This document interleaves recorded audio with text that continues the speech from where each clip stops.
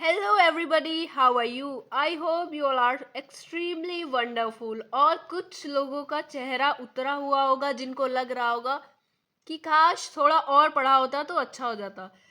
कोई बात नहीं, मोटिवेशन डाउन नहीं करने का। अभी नहीं तो नेक्स्ट टाइम सही, पर करके रहेंगे, राइट?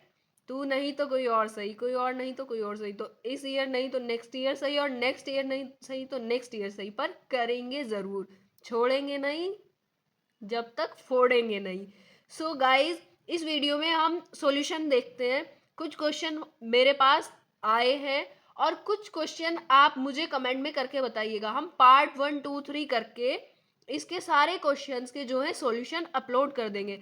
फिलहाल मेरे पास जितने क्वेश्चन है उसका मैं सॉल्यूशन आपको बता देती हूँ।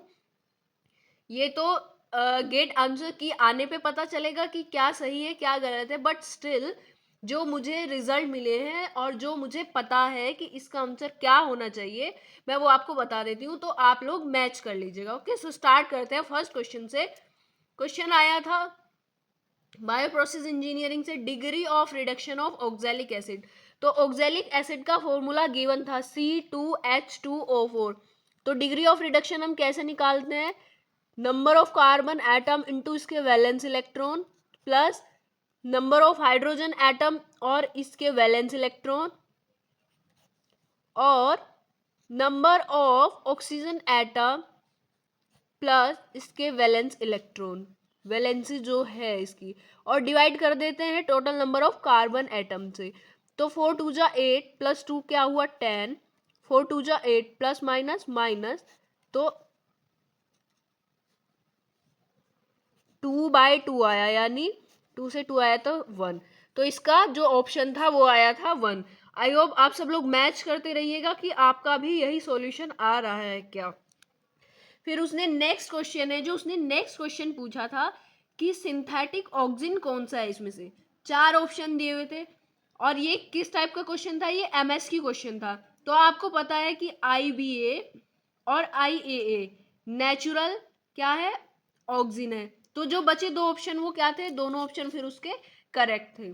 आई होप आपने भी यही किया होगा, राइट? नेक्स्ट क्वेश्चन था, और सबसे अच्छी थी मैच द फॉलोइंग। बहुत सारे क्वेश्चन थे और कुछ एमएसक्यू में, एमएसक्यू भी अप्रोक्स 8 to 10 क्वेश्चन थे और एनएटी भी 13 to 14 क्वेश्चन थे। तो आई होप आप लोगों ने अच्छे से अपना पेपर किया होगा। तो देखते हैं यहाँ पे, देखिए आपको 50-50 करके प्रोबेबिलिटी लगानी होती है, राइट? अभी हम यहाँ पे सॉल्यूशन देखते हैं डायरेक्ट, क्योंकि हम ऐसे ऑप्शन बनाने से बेटर है मैं आपको डायरेक्ट बता देती हूँ। देखिए, आपको इतना तो पता है कि रिवर्स ट्रांसक्रिप्टेज में क्या होता है, आरएनए से डीएनए बनता है। रिवर्स ट्रांसक्रिप्टेज में आरएनए से डीएनए बनता है। तो इसका ऑप्शन क्या है? रिवर्स ट्रांसक्रिप्टेज का ऑप्शन है आरएनए से डीएनए बनना, राइट? अब आरएनए रेप्लिकेट हो रहा है, तो यानी आरएनए अगर रेप्लिकेट हो रहा है तो आरएनए डिपेंडेंट आरएनए सिंथेसिस हो रहा है, राइट? और डीएनए पॉलीमरेज का क्या है? DNA dependent DNA synthesis. और बचता है हमारा primase, DNA dependent RNA synthesis. देखिए, जब हम डीएनए से रेप्लिकेशन करा रहे होते हैं, जो हमारा प्राइमर होता है, प्राइमर कोई डीएनए सीक्वेंस भी हो सकता है, आरएनए सीक्वेंस भी होता है। तो डीएनए पे डिपेंडेंट है और यहाँ पे अगर आरएनए वाला प्राइमर है तो यानी आरएनए सिंथेसिस हो रहा है, राइट? नेक्स्ट क्वेश्चन देखते हैं। एक क्वेश्चन दिया हुआ था कि जो 1 रुपीज के कॉइन है वो 5 कॉइन है, राइट? 5 रुपीज के जो कॉइन है वो 3 कॉइन है और 10 रुपीज के जो कॉइन है 13 कॉइन है। तो टोटल कॉइन कितने हैं? 5 प्लस 3 प्लस 13, कितने कॉइन है? 21 कॉइन है टोटल, राइट? और उसने किसके पूछा है? उसने पूछा है 5 रुपीज के जो कॉइन है वो उनका परसेंटेज क्या है, राइट?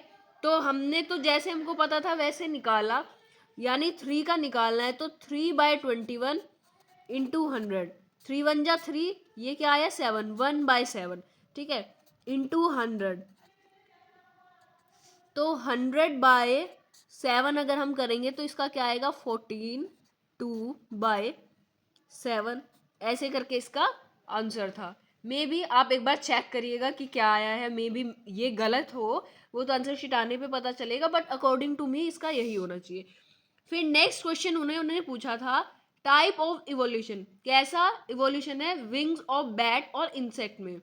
एनालॉगी है कि क्या है, देखिए विंग्स है तो एनालॉगी होगी, और एनालॉगी जो होती है वो रिजल्ट किसका होता है, कन्वर्जेंट इवोल्यूशन का। तो इसका answer according to me convergent evolution होना चाहिए। आप मुझे कमेंट करके बताइएगा कि इसका आंसर जो है क्या है, ठीक है। नेक्स्ट क्वेश्चन आया था कि थर्मोडाइनेमिक्स से रिलेटेड इसमें जो स्टेटमेंट दी है वो कौन सी करेक्ट है। एक दिया हुआ था कि जो टोटल एनर्जी है, जो सिस्टम की टोटल एनर्जी है वो क्या होती है, सम ऑफ इट्स काइनेटिक एनर्जी और पोटेंशियल एनर्जी, ऐसे करके था। दिया हुआ था कि जो क्लोज सिस्टम है उसमें अक्रॉस बाउंड्री कोई भी जो है मास ट्रांसफर हीट ट्रांसफर नहीं होता है बाउंड्री से और इन्वायरमेंट में, ठीक है।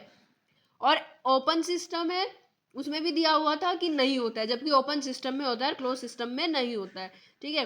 तो इस करके इसका आंसर ये था।